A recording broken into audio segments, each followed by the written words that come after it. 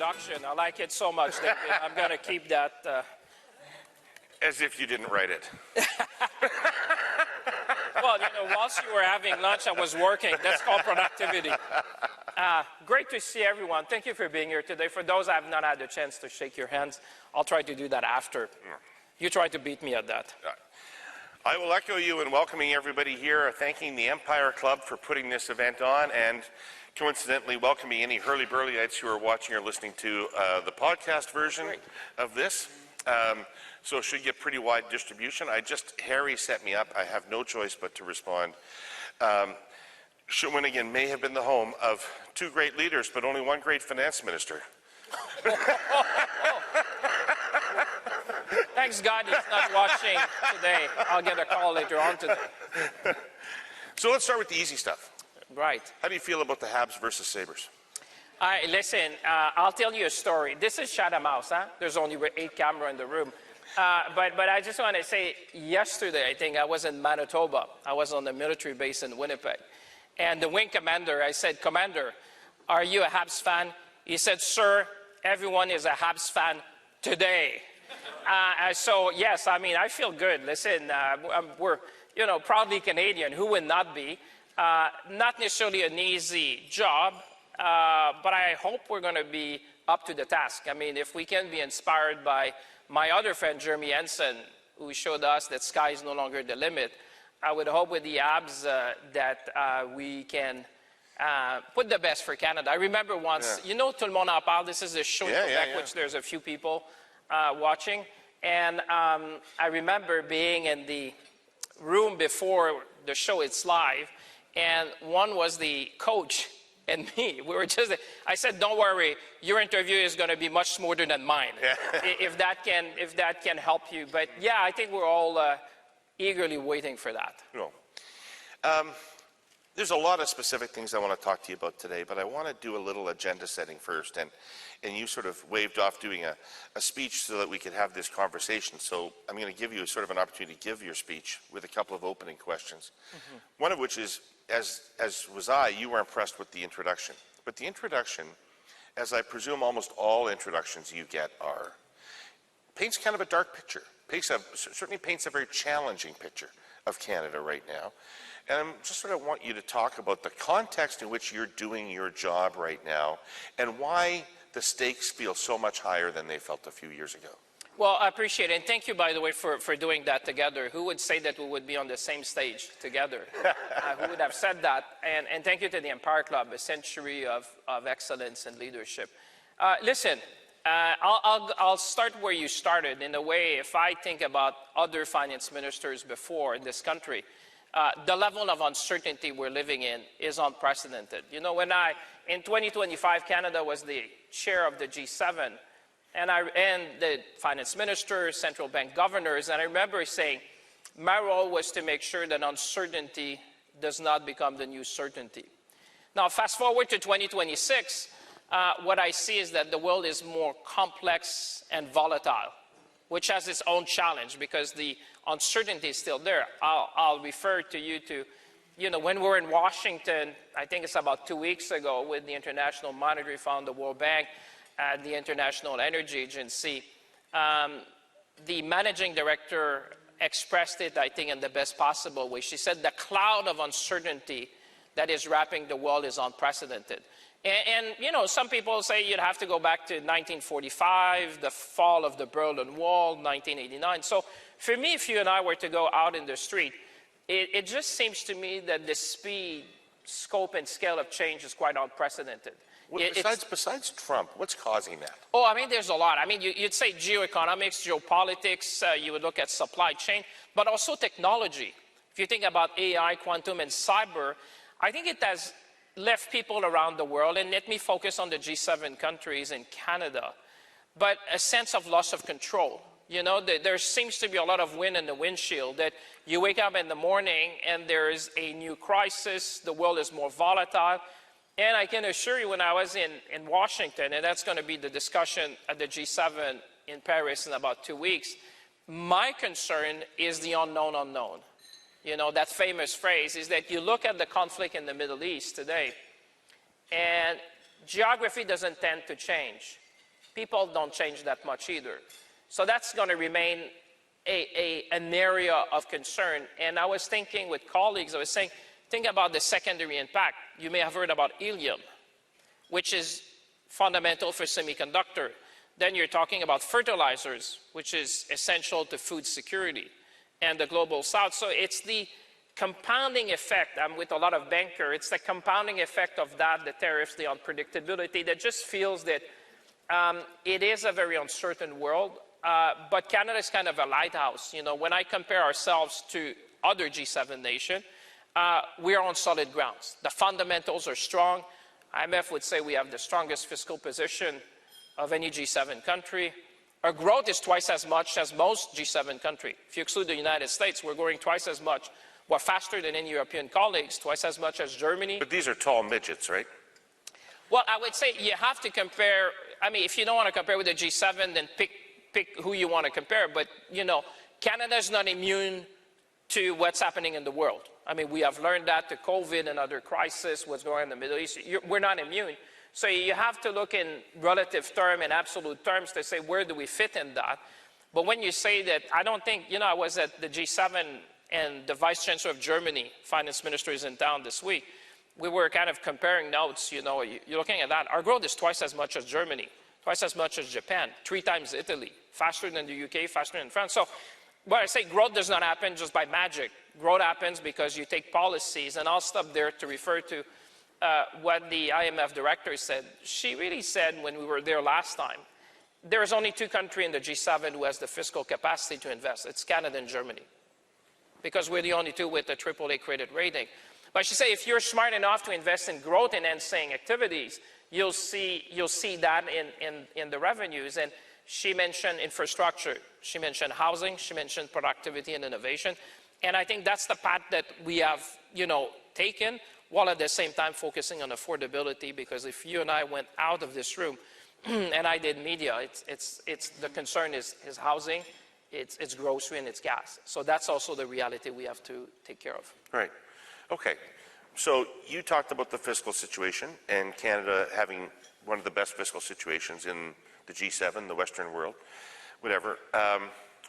But I'm just curious about this. I just want you to explain this a little bit, because you are running historically large deficits in Canadian terms, and you had some extra money in the update, and you invested it rather than paid down, rather than reduce the deficit with it. So that implies to me that ideally, in an ideal world, you'd like to invest more than you're investing right now. I'm just wondering, in the absence of like a balanced budget objective or a debt to GDP objective, what are the principles or guardrails you are considering when you think what we can afford and what we can't afford? Well, I think the biggest takeaway from a week ago is restoring fiscal discipline. I mean, you know, it's not just about the deficit number, which is lower, but it's the $60 billion in savings as well, which we said Canadians have been tightening their belt for some time. We need to tighten their belt. If you look at the direct expenses for program going from about 8% to 2%, those are the type of things that you slow down the machinery of government, in a sense that you provide services, you use automation, you streamline services, you do what needed to be done. And it compares well, by the way, the $60 billion to what Prime Minister Harper did, Prime Minister Chrétien, Minister Martin at the time of Finance did. It's in the same scale. Now, to your point about the fiscal situation, I think first of all, our deficit to GDP is going down, as we have said. It's one of the lowest deficit to GDP in the G7. Our net debt to GDP is the lowest. But what I think Canadians understand, well, 2 things. First of all, you have to be where people are. A lot of people are concerned about the end of the week and the end of the month. You know, what's going to happen with grocery, affordability. You mentioned my friend Peter, the Minister of Finance, Doug Ford here in Ontario. We made sure that we invest in housing, because that is the pillar. The biggest pillar of affordability is usually affordable homes, you know, like a place to live which is safe, that you can afford. After that, you go at grocery, and we said, okay, the grocery rebate. This is a boost, you know, because we look at the excess inflation since COVID on food, and we're going to try to mind the gap for people. And then you're looking at the gas, and you say, okay, we'll give a break to people. Focused, targeted, time limited, but the 10 cents is you're seeing the impact of that. So that's one side of the ledger where I think you need to lead with your head, but close to your heart, in the sense that you cannot be disassociated. You have to be connected with the reality on the ground. So Canadians would tell me, we get the plan, we understand where you're going, the plan is on track, we're building big, we're building strong, we're building at a speed not seen in generation, but what about me today? And I think that's the balance. If you look at the $7 billion of additional revenue we got, 60% of that is to support people. So at the time where you're building, as we call it, Canada Strong, you need to bring everyone on board with you. And affordability, I can assure you, if you came to the G7 with me, although you'd have to put a tie, if you came to the G7 with me, you would see that... How about the World Economic Forum? Can I go there? I think. Kind of. I'm wearing black shoes. At a minimum, I'm wearing black shoes. Yeah, it's... Yeah.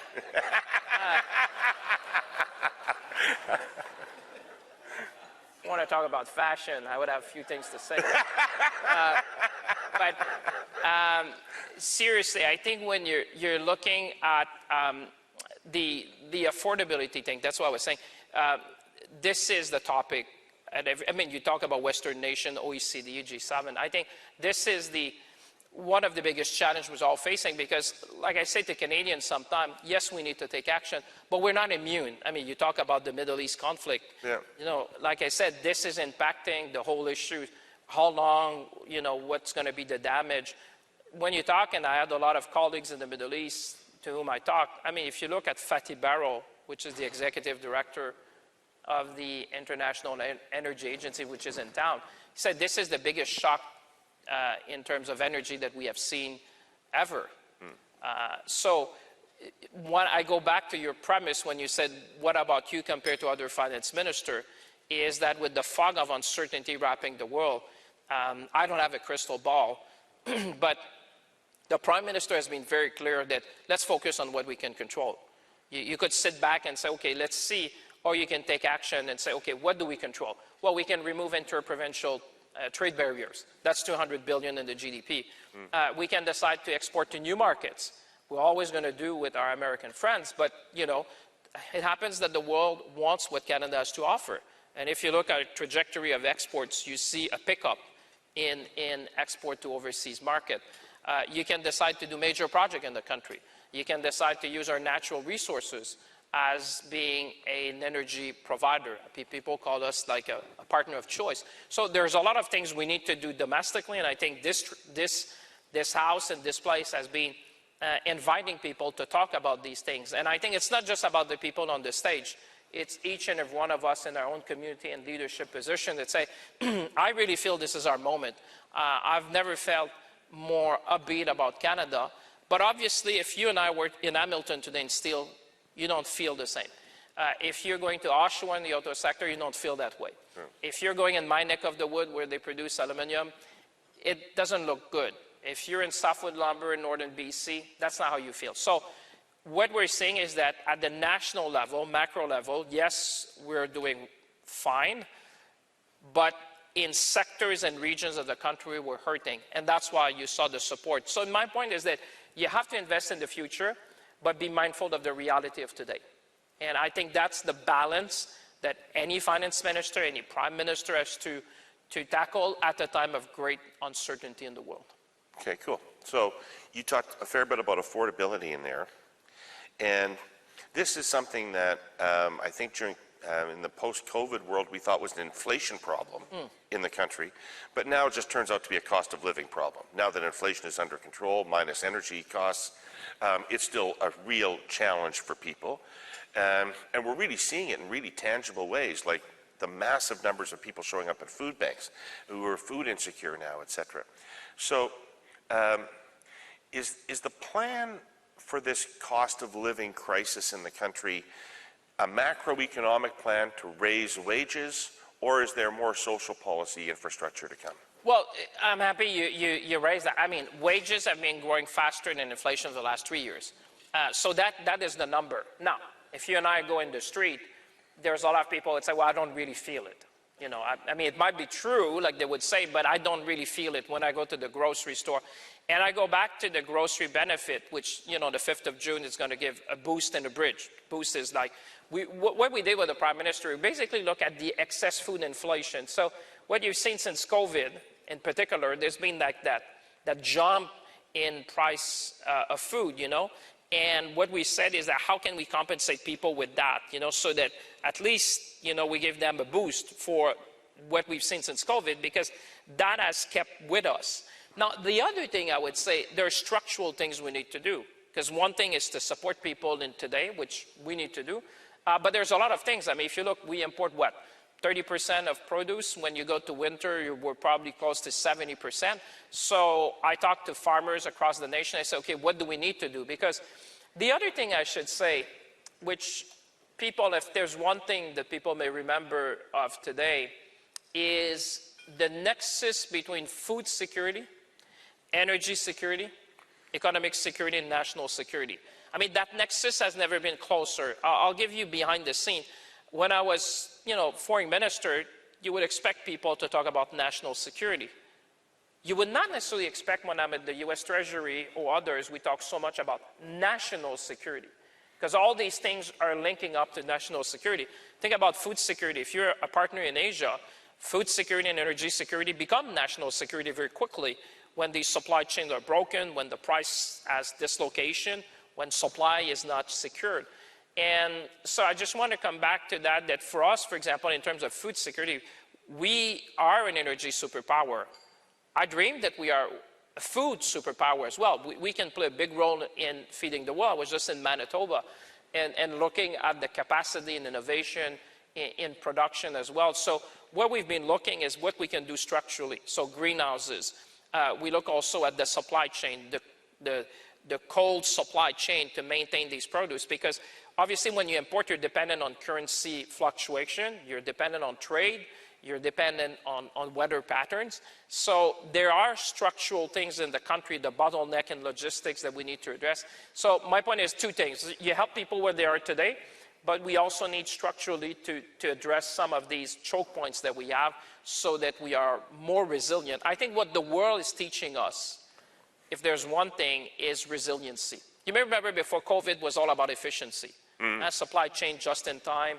And I remember being one CEO, he said, well, that was before the tariff situation, but was in the US, and he said, you know, what I like about Canada is that if things go bad, I can truck it.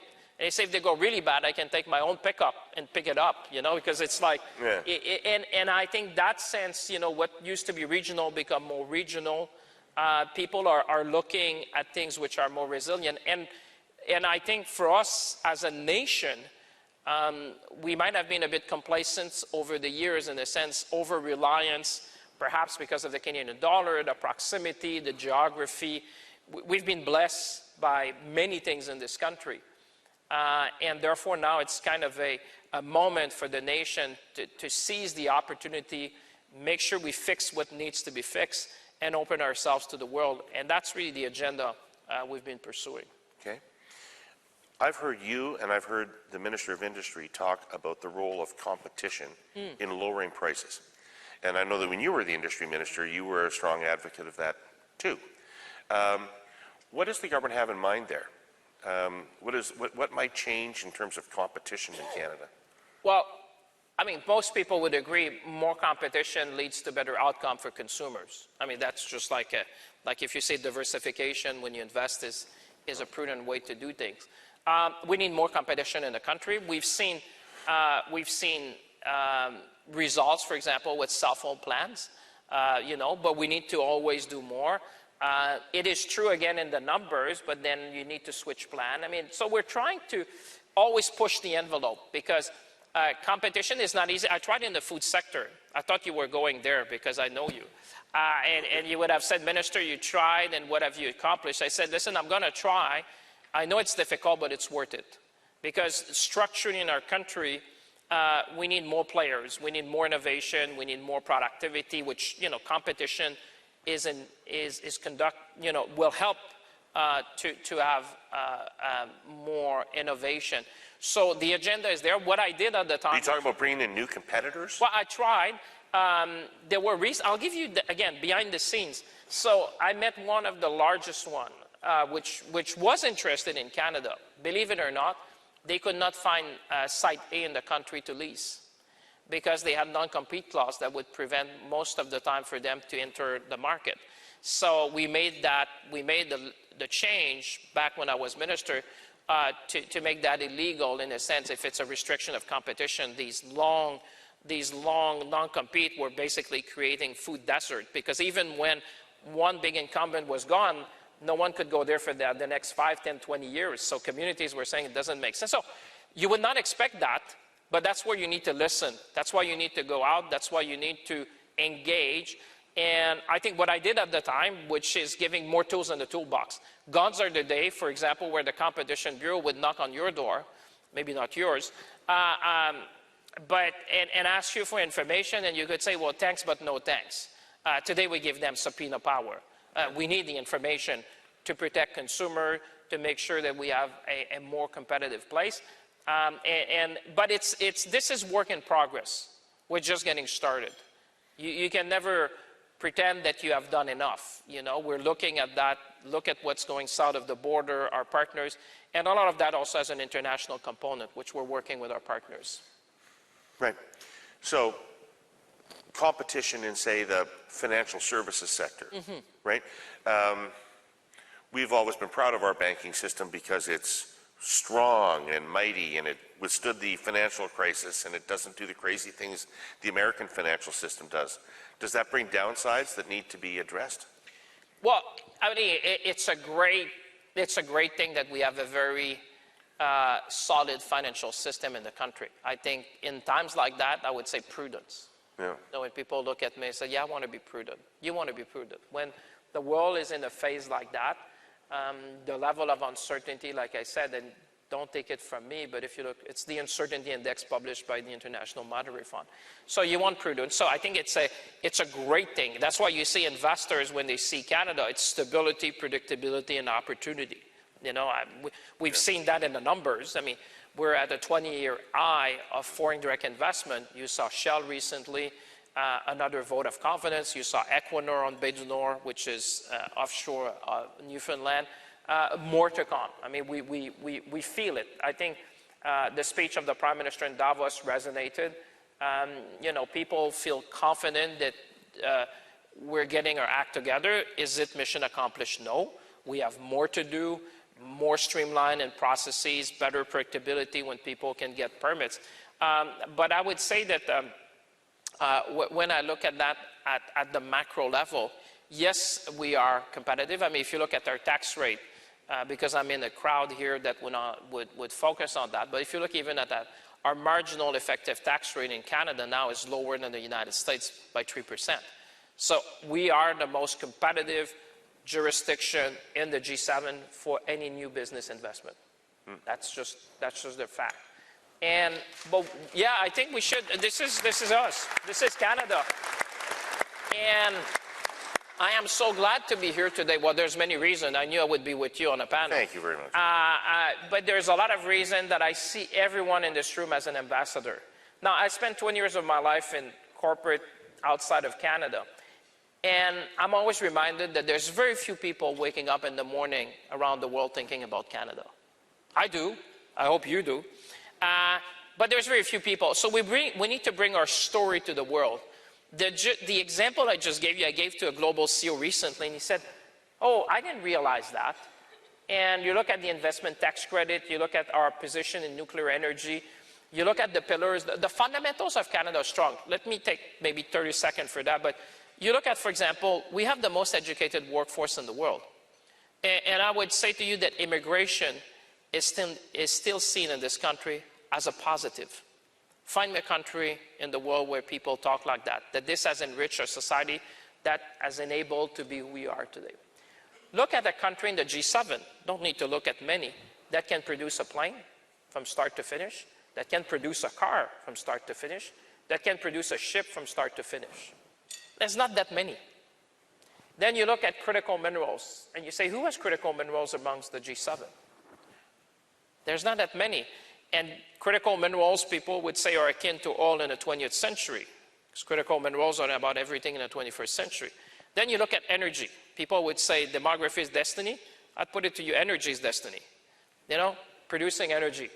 We are a pillar when it comes to conventional energy, when it comes to renewable, when it comes to nuclear. Can do, to name one, which is used around the world and people are more interested. And lastly, we're the only G7 country with a free trade with all the other G7 nations that give us preferential market access to 1.5 billion people around the world.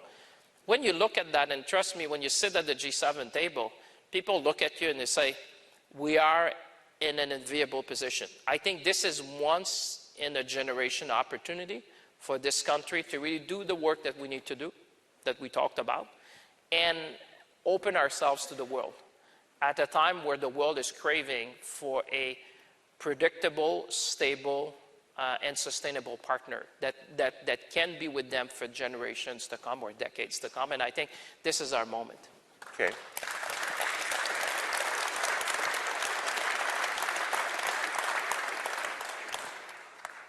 I love the pep talk, and it feels real to me.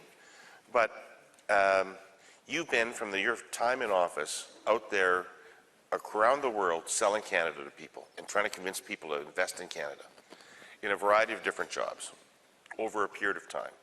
And I'm really interested, and you talk about a lot about having one-on-one conversations. CEOs have your cell phone number, you got theirs, you talk to them.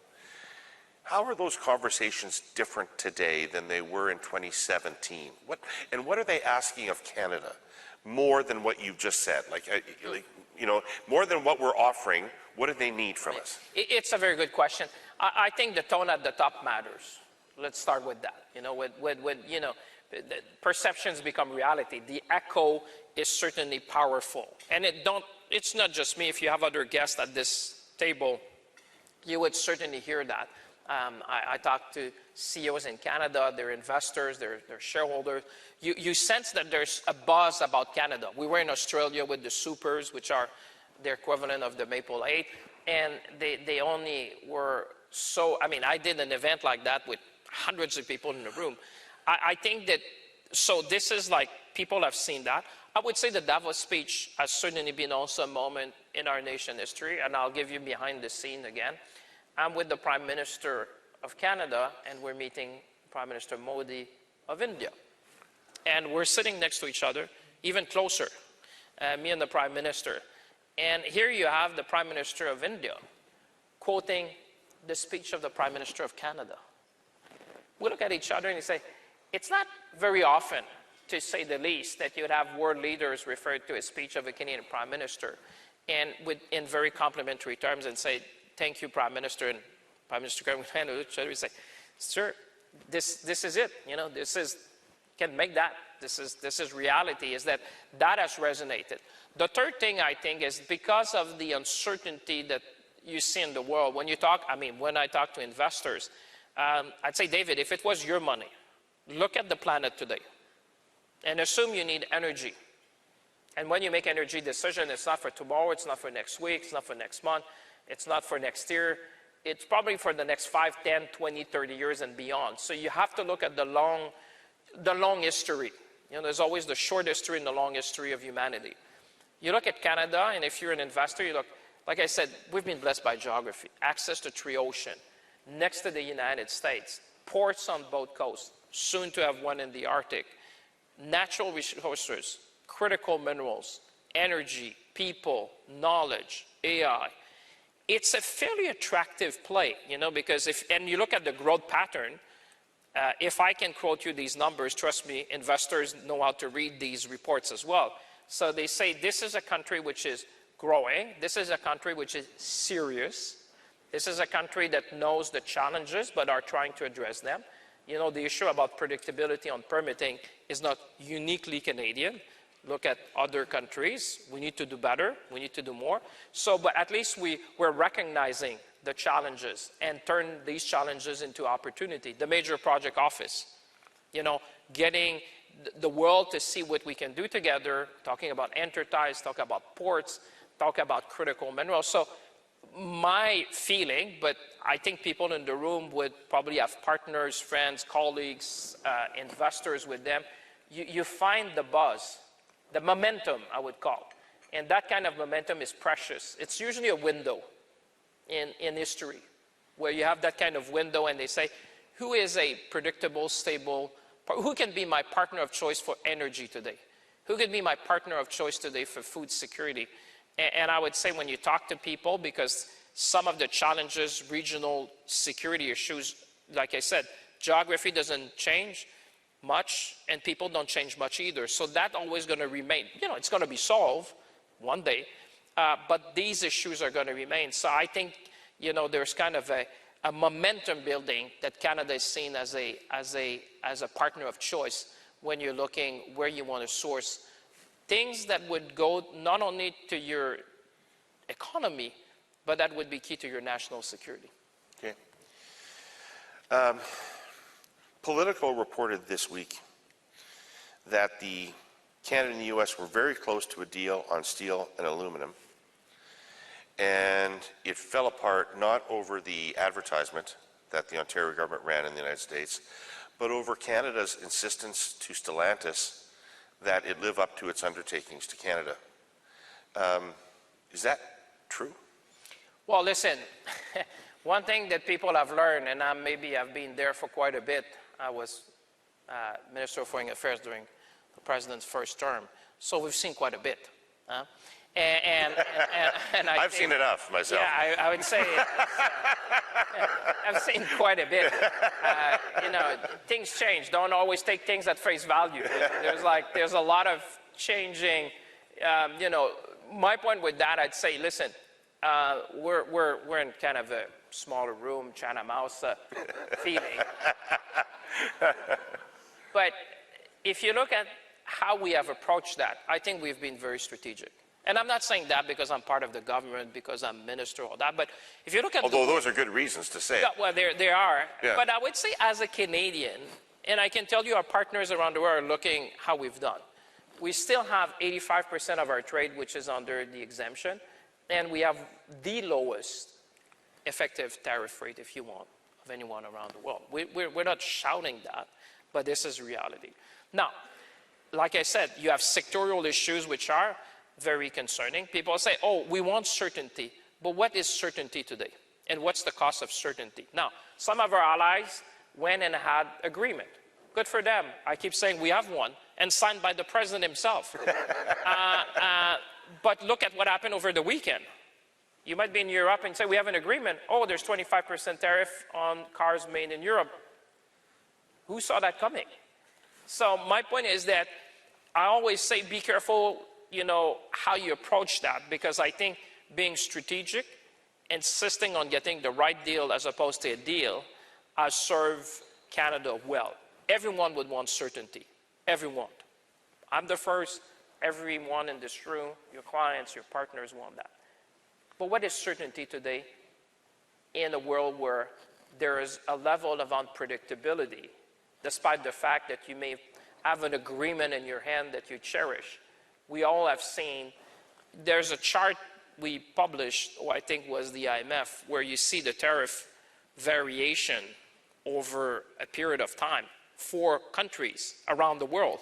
And it's really a chart like that. So my point is that the kind of volatility we have seen, I think the way we have approached it as being strategic for Canada, I understand the need and the wish for certainty, but I would always caution, you know, getting something quick might not give you the kind of certainty that people are wishing for. I think being strategic, and I would say...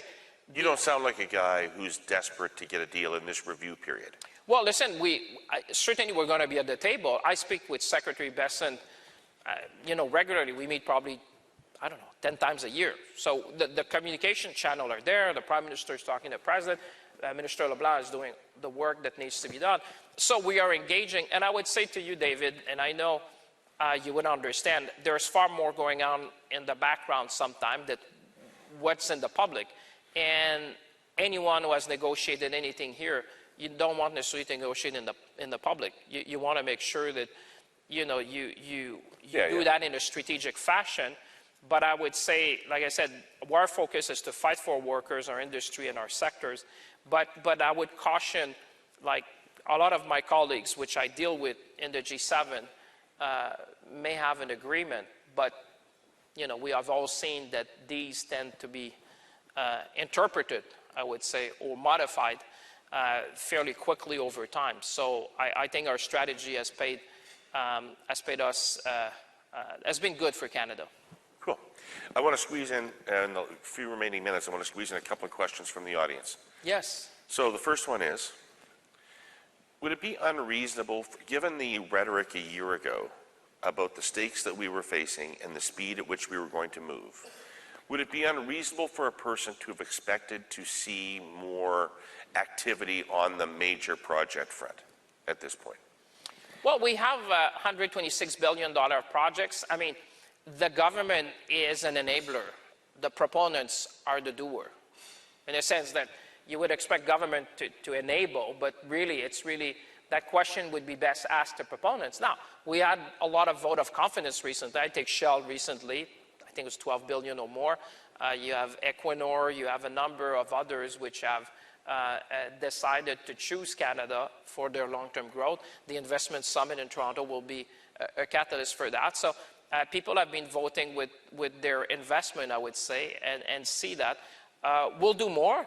I think this is a newer way for Canada to do, kind of approaching that. I like the model in Australia, Infrastructure Australia. It's the first thing I did when I landed there. What's the model? Well, they've been doing for quite some time to publish the kind of infrastructure they build in their country, both at the federal and state level, to make sure that investors and people who want to be part of that would be there. And I think also the fund we created, the Canada Strong Fund, I think for me also is going to be a catalyst to co-invest with the private sector on an arm's length basis and in a truly Canadian fashion, give an opportunity for Canadians, retail investors, to be part of that story of growth in Canada. Right. Okay. Second question. I can do shorter answers if you want more. I didn't know that. Yeah. I saw that in your eyes somehow. So, given that one was quick, let me do a quick follow-up. What is the retail opportunity in the wealth fund that you're creating? There was a sort of a notional thing, opportunity for Canadians to invest in it. How might that work, and why might we do that? Why would we do that? And you want me to be short? Yeah. This is the thing I'm most excited about. No, listen, I was very adamant with the Prime Minister to have a retail component. And if you look at the international press, you'd love that. I think it was Bloomberg. The title was Canada Creates Its Own Sovereign Fund, but in a truly Canadian way, they will have a retail component, which I love because they say that's going to be the only sovereign fund. Well, I don't, the ones that I know. That will have a retail component. So this was really to make it accessible and easy for people to be part of a bigger story. You're creating collective wealth, but at the same time, if you're a small investor, now there's a lot of smart people in the room, there's products, if you're a qualified investor, I mean, there's a way to get into these big projects. But if you and I were to take the subway, just get out and walk in the subway and say, how do you feel about being part of building these big projects? Most retail investors would feel this is out of reach, that they don't see how they could, be part of a port, for example, or one of these big projects that's going to build a country. And I thought the retail aspect was really to give a chance to people to be part of building something which is the Canada of tomorrow. And for me, there was something about also kind of national unity. We're in this together. If you have a bit of savings, not obliged. If you want to do, you have a bit, you want to be part. It's kind of, there's something that I like about that is truly Canadian. It's in line with our values. And if you look international press, this is so Canadian. They're doing it, but they're allowing people also to be part of it. But we'll consult with the experts in the room. There's a lot of things that we need to define, a lot of questions to be answered. That's normal. But the concept was really to build something that 20 years, you and I, maybe, I don't know if you will still do what you do, 20 years, we could be on a podium. I don't know that I'm built for distance, man. No, I don't know. Yeah. That's not common. But I would say 20 years from now, 30 years, we'll look back, look at the Nordics and others. I think this is a pillar that you build in a country and allowing people to be part of that story if they so wish. I think it's a nice component of it. Very. Sorry, I'll try to be shorter in the next. That was great. One more. One of the people in the audience wants to know, what are the prospects of our growing relationship with Europe and the ongoing dialogue with Europe and integration with their activities? This Armenian thing seemed very significant this past week. So where is all that potentially going? Well, it's very interesting, and thank you for whoever asked the question. We can have another one. I'm sure they'll leave us another minute or two. But I think it starts with values. I mean, I am one of the first, or the first finance minister that has been invited to what they call ECOFIN. So it's the finance minister of Europe, or the Eurogroup, which is obviously those countries use euro. And the reason why is that they want a transatlantic voice to the table. And they see Canada as that voice. That is fascinating. I went to the Eurogroup, and you know, in a purely Canadian fashion, but a bit humble. Like, first time they invited a Canadian minister, they said, "Do you mind to go first?" I said I would have been quite okay to go even after. You know, I'm just the newest invitee to your table. But it just, he said, no, everyone wants to hear the transatlantic view first. And I think it just gives a sense of a world where Canada, because we're always at the big table, the G7, the G20, la Francophonie, Commonwealth. I mean, we're all at these big NATO. I mean, you add on. There's a sense that people want to hear from us. They want to know where we're going, how we see the world. And there's something inspiring about that, that they're very keen to engage in a transatlantic way and see Canada at this particular moment in history as the voice at the table, aligned with values, aligned in democracy, aligned in how we want to shape the world together, and still committed to multilateralism, still committed to institutions, because that's how Canada has been thriving for decades. So I would say it's very empowering when you hear colleagues to say, we want to hear from you, and you being Canada at the table, and what you're doing. And obviously, it goes to energy, it goes to critical minerals, goes to all things. But I think it starts with values. They really like what this country is about. Okay. Just jumping off that then, if we've got another second. One of the U.S. officials last week said there's a big difference in Canada and the United States now, and that is that Canada still believes in globalization, and we don't. What do you take from that? I think we still need to, we will always have to engage with our partners south of the border. I do that in my own way.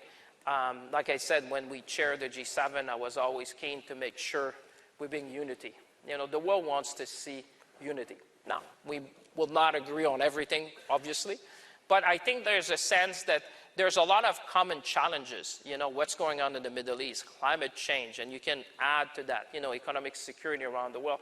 And the United States has always played an important role in that global order.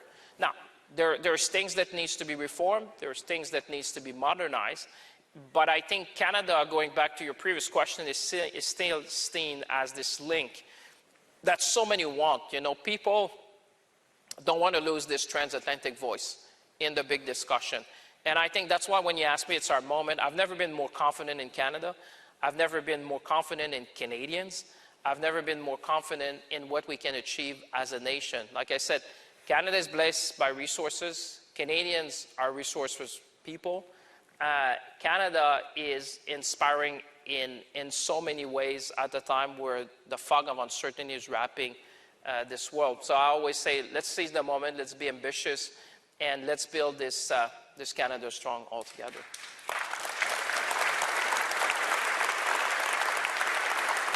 Thank you.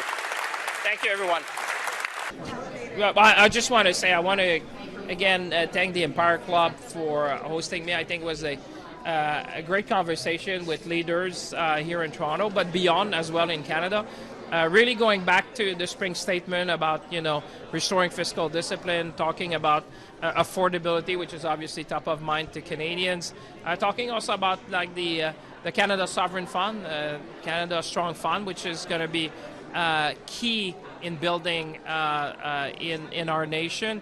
Talking also about young people with the Team Canada strong, and also we didn't have a chance to talk about, but community and the investment we're doing. So always happy to be here in Toronto. I think that my message to them was simple. I'm very confident about the future of Canada. We have a plan for growth.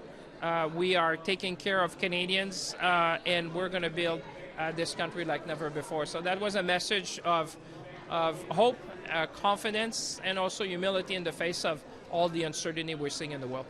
Okay, so,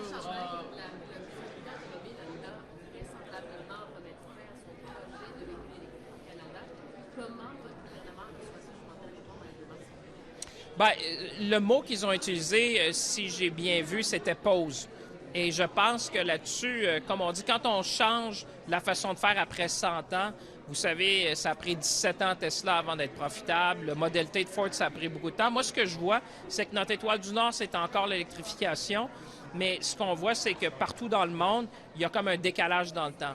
Et ça, ben, c'est l'habitude des consommateurs, c'est les politiques qu'on a vues au sud de la frontière, c'est la technologie. Mais vous savez, moi, j'y crois toujours.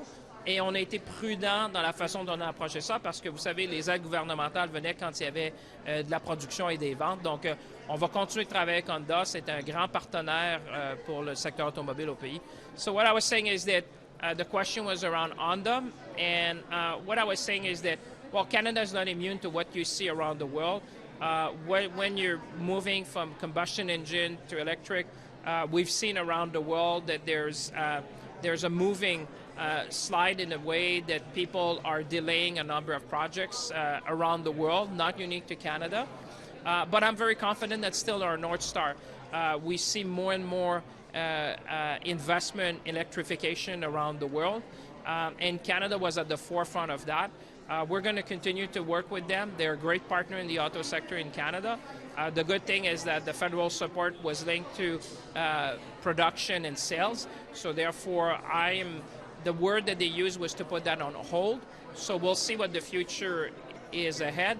But like I said, when you do things differently after 100 years, moving from combustion engine to electric engine, you've seen that before, that sometimes there's kind of a delay in these projects coming to deal with consumer preferences, technology, different policies around the world. But I'm still confident that electrification is our North Star. Well, listen, it's for them to comment on that. Like I said, they're a great partner in the auto sector. The word they used was hold. And I know my colleague, Minister Joly, is in touch with them. And like I said, Canada is not immune to what you see around the world. You've seen a number of these projects being delayed to deal with market situation. I think it's more a reflection about where the electric vehicle market is today. But I'm very confident that over time, Canada will be in a strong position to meet the market demand. Well, our auto strategy is really to build the industry of the future, and I think electric vehicles are going to be part of that. Like I said, what you're seeing in Canada is not unlike what you've seen in other jurisdictions around the world, where people have been focusing on hybrid. Some manufacturers have gone back to internal combustion engine. Some have delayed their plan with respect to electric vehicles. So I think the market is shifting. But the good thing is that Canada is able to build on different platforms. And I think this is a good thing because, you know, market preferences move with time. And like I said, I still believe that this is our North Star and that we will continue to work with them. This should be with Y Media. I wanted to ask you, PM Mark Carney has been aiming to increase non-U.S. trade, and India is bringing one of the biggest trade delegations to Canada. How is Canada planning on increasing trade with the world's fastest growing economy, India? And feel free to touch upon any other countries that you guys are planning to increase trade with. Well, I'd say India. I was just with the Prime Minister to meet with the Prime Minister of India. A very warm reception. I think the Indian industry see Canada as a stable, predictable partner, a land of opportunity, and I am glad to see a big trade delegation. I think Prime Minister Carney, when we were there, we met with a number of captain of industry to make the case for Canada. And to tell them what Canada has to offer when it comes to critical minerals, when it comes to energy, when it comes to project of infrastructure project. And I think there's a lot of interest from our Indian partners to do more in Canada. And I think it's a good thing. That's Canada opening up to the world. And Canada has what the world wants and increasingly needs. So I think it's a good thing that we see results from our visit just a few weeks ago in India. We'll take one last question.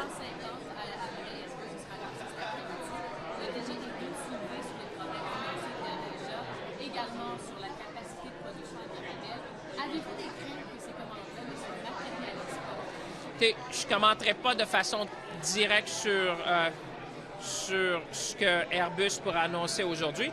Mais ce que je peux dire, par contre, c'est que le Canada est vraiment dans une position privilégiée. Vous savez, on est un des rares pays du G7 où on est capable de fabriquer un avion du début à la fin. Moi, je donne tout le crédit aux travailleurs de l'aérospatiale. Vous savez, Montréal, entre autres, mais ici aussi à Toronto. On est c'est un joyau, j'allais dire, en termes d'innovation, de compétences, d'excellence. Et de voir des compagnies comme Bombardier et d'autres dans l'écosystème qui prennent de l'expansion, je pense que c'est une bonne chose. Vous savez, on est un des rares pays du G7 qui a la chance d'avoir une industrie aérospatiale où on peut faire tout à partir de chez nous, en particulier à Montréal. Donc, je vais laisser Bombardier annoncer ce qu'ils ont annoncé, ou plutôt Airbus. Mais en même temps, je peux dire que je pense que c'est une grande fierté de voir qu'au Canada, on est capable de bâtir un avion du début à la fin. Merci tout le monde. Thank you. That's all we So, have time well, for. just the question was around the Airbus and what they may. I won't comment to what they may announce today, but suffice to say that I think it's a great thing for Canada to be one of the very few countries in the world where we can build a plane from beginning to the end. It talks about the expertise of our workers, the innovation we've seen in Montreal and Toronto, for example, in Winnipeg. The world realized that Canada is a place where, one of the very few places where you can build a plane. And I think this is a good thing. It's one of our key industry in the country, and we're always happy to support them. Merci tout le monde. Thank you very much, everyone. Merci.